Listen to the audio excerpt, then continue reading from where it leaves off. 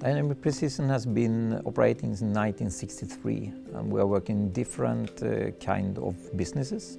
One is medical, where we actually are life-saving, and to be sure that we are producing the correct quality, we use RamBase. RamBase is, for us, very important. It was a very fast process when we decided to implement RamBase. We did the switch in 6 months, so it was a huge of work, both from our side and RamBase side. And the main reason why we decided to use RamBase in the future was that they deliver open API, so we can still use a lot of applications we have in the factory that we need to still use after the implementation.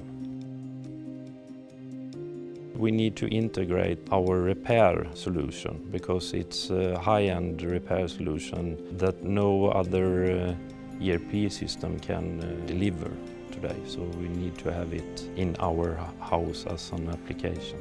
Every operation I do, I mainly do in RamBase. My function here at Dynamic Precision is to take care of orders from our customers and see to it that we have them produced and delivered in time. We were looking for something that was future-safe, web-based, easy to manage, and among the ones we were looking for, it was only RamBase fulfilling that. The change of the ERP system is setting us for the future and will keep us in front of the electronic industry for many years ahead.